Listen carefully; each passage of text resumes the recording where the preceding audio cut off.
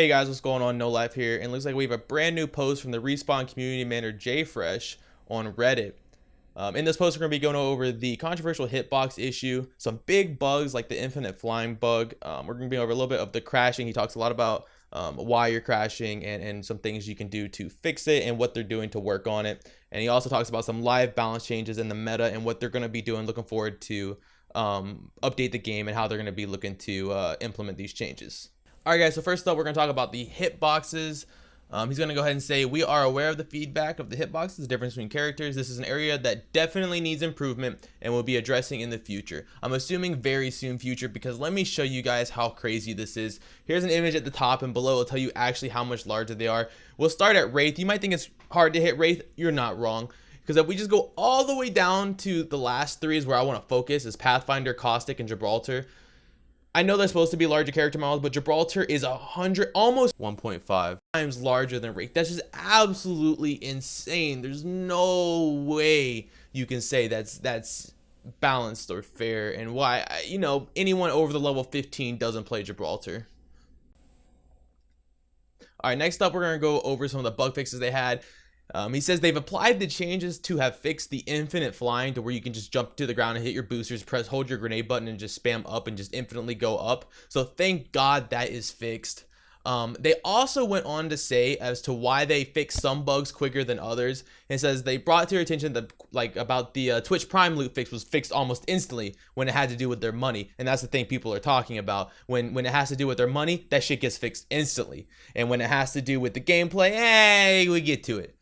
But it says there are different people working on different issues, and some are a lot easier than others, which is understandable. When a bug is reported, there are some that we can reproduce and that address right away, and others take more time in investigation to fix.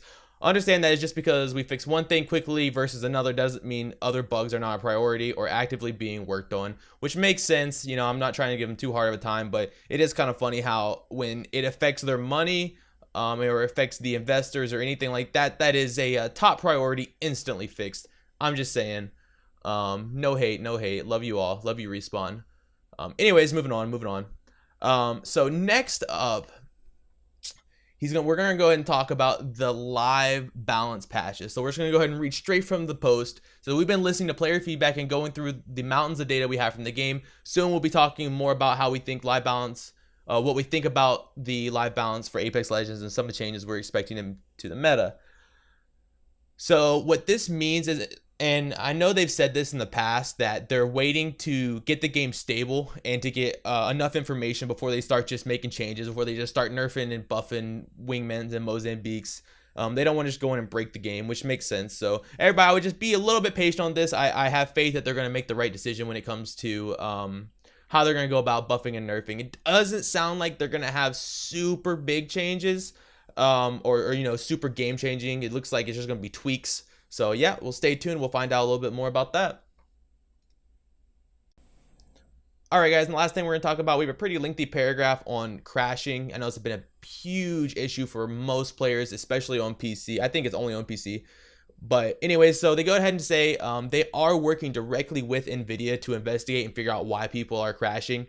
They want to go ahead and remind people that there is a troubleshooting guide on the forums. I'll go ahead and link that in case you guys are interested. But one of the things they do say is they recommend turning off your overclocking. That could be one of the issues. I know another issue people were having was with the Discord overlay and Discord causing them to crash. So, you know, I would try starting the game and then starting Discord.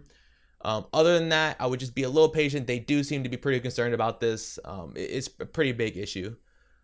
So yeah, that just about wraps up this Reddit post on 2/27. Thank you guys so much for watching. If you enjoyed, please leave a like, comment, and subscribe. It really helps out a lot. And until next time.